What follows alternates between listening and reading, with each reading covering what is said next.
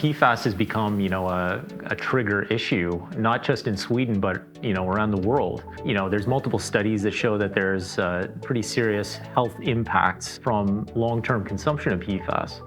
And, this is a public health issue. It's an environmental issue. Something's got to be done.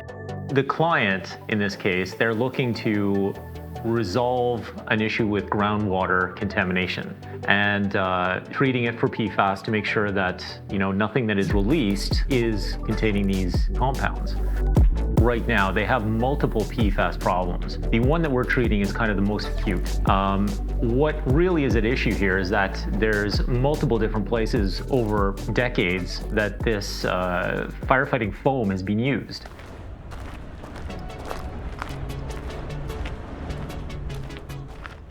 And even though there seems to be a lot to look at, fundamentally, it's a pretty simple system. So what we have is an initial pre-treatment stage with carbon.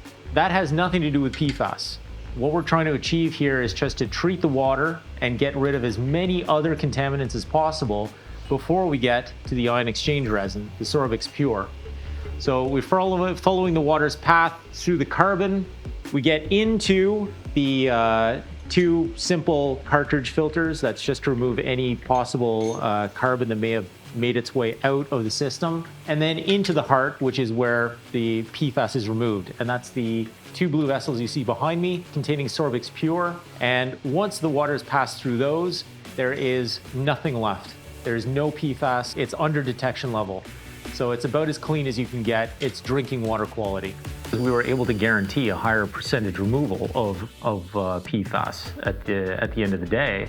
Multiple different technologies can remove PFAS, but it's a question of to what degree. You have to tailor your solution to the problem. And the ion exchange resin that we have, the SORBIX ion exchange resin, it is the most effective at removing PFAS from groundwater, from surface water, from drinking water. So the client will save a lot of money in both the short term and the long term because the system is smaller, requires less maintenance, and requires less media to be destroyed at the end of the process. GAC is effective. You can remove PFAS with GAC, but you require large quantities and it has to be changed out often. As the permitted limits in Europe drop, that just means that the frequency of changeout has to increase. And that's where things become economically impractical and infeasible. It just costs too much. And you can't operationally be changing out your carbon multiple times a week. It just doesn't make sense. So compared to that, an ion exchange resin has a far higher capacity. You have to change it out less frequently. So, just from a price point, you don't have to buy as much material and you don't have to get rid of as much material. So it's a win-win.